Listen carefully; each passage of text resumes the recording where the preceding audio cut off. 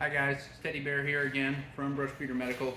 Matt stepped out, and so I emerged from behind the counter to give you a little bit of medical knowledge while you're on your bathroom break.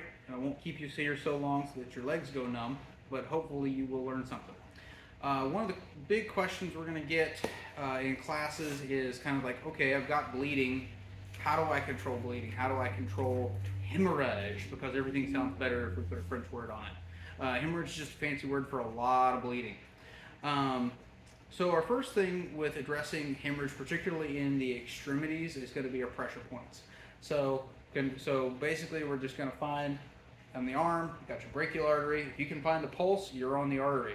So you're going to compress that as hard as you can against the closest hard structure, which is the arm bone there, the humerus. I guess that's where the funny bone came from, I don't know. But basically you're just going to grab that thing and you're going to squeeze that artery and the nerve. It's going to hurt. Suck it up. If you're in pain, you're still alive. If your casualty's in pain, they're still alive. So we're going to compress that artery against the bone and control that bleeding immediately, right? We're going to do that at first. If it's not an arterial bleed like that, you can also just do direct pressure. This is where having gloves is really good. As soon as you have gloves on, you have protection for yourself and you can just apply direct pressure. So cool. Next thing, we got our high and tight hasty tourniquets. We've demonstrated this in other videos and we'll do more in depth later. But this is just an example. The Cat 7 from North American Rescue. Do not cheap out on these. If you got somebody that's trying to sell you something for $5, we stop bleeding for you a long time. No, that is a no-go. About going rate for these is about $30, more or less, somewhere between $25 to $35. If somebody's outside of that range, they're either scamming you or trying to get one over on you. Like don't pay $50 for one of these things. So that's going to be our extremities. So not the neck, but otherwise the arms and the legs. So that's your hasty tourniquet. That's how you're going to control bleeding. And then also, ideally, you're going to control bleeding with wound packing, and it's not sufficient to simply cover the wound. This is the back of the combat gauze package, and it's kind of unfortunate how they show it. Maybe in post we can show this in more detail. But on the back of the package, it kind of looks like you just put this whole pack on top of the bleeding wound, and that is not going to do anything. It's just going to fill up with blood from the bottom of the wound, and now you're going to just have a pool of blood, and it's not going to actually stop bleeding. So you would take this. This is hemostatic gauze. It's got special sauce in there to help promote clotting versus non-hemostatic gauze. People sometimes refer to this as impregnated gauze, and this is non-impregnated gauze. I don't know if this is just spent more time around Marines. I don't know. It's not broken, so I'm not sure. So this is your gauze. It's just gauze. About 4 yards of gauze compressed in a very nice compressed package. This stuff is fantastic. It should go in your kit. If you have a question about how much you need, it's kind of like mags and ammo. You need more. So Brushbeater.store sells both of these. What we do not sell as yet is the roller gauze. And what this is really good for, I mean, it's perfectly good if space is not a concern. If you can just got a big bag, you can throw this in there. These compressed gauzes are really good for where space is a concern. They weigh about the same. But this roller gauze, this is what Medic will bring to class. Sorry for all the crinkling. And you just pick this up at Dollar General. Like I said, we don't sell this here at the store, but my goal is not to sell you to talk to you just about what we sell, but to get you what you need to try to intervene and save a life. This is perfectly good. It's sterile. Doesn't have to be sterile for wound packing purposes.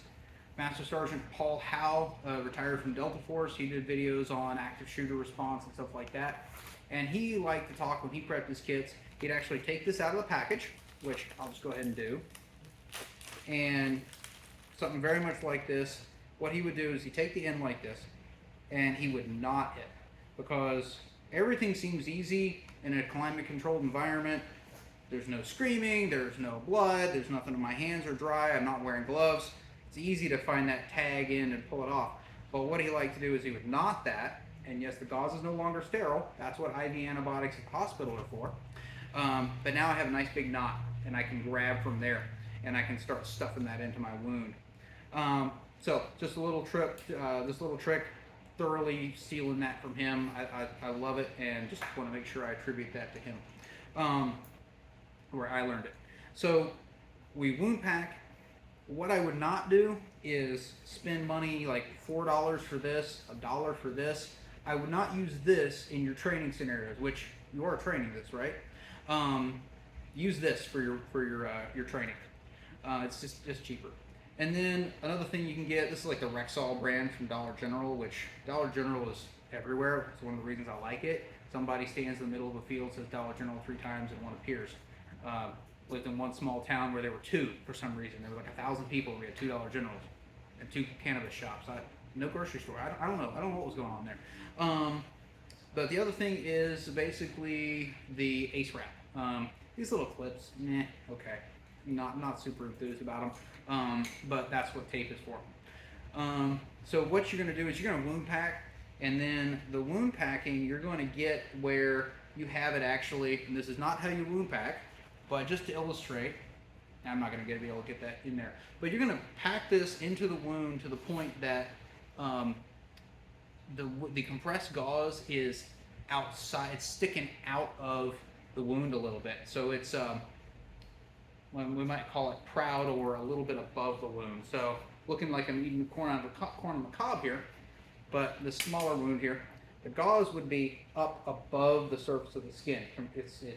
We're packing it until we've got compressed gauze coming out, and then we can take the rest of our gauze and push down, and we know we've got pressure going all the way to the bottom of that wound channel because we packed gauze in there tightly the way we're supposed to. After that, we can then take our Ace Wrap or O-lace bandage or whatever it is. Ace Wrap's kind of bare minimum. You can use a SWAT tourniquet if you had that. There's purpose-built bandages as well. And you're just going to wrap it, and then you're going to tape it. And if you want to know more about how to do this in detail, I know we're just wave topping. Hopefully your legs aren't numb yet, but it's probably time to wrap this up and have you get back to work.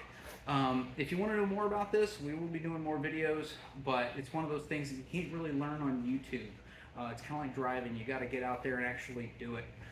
So I encourage you to come to class, or come to class here with Brushbeater, or go at least do a Stop the Bleed class. They're everywhere. They're free. Unfortunately, if people don't pay for something, they don't think it's valuable. But it's very valuable. Get some training. This is like, whether you care about guns or any of the rest of it, we live in an unfortunately dangerous world. So until next time, guys, get back to work. This is Teddy Bear.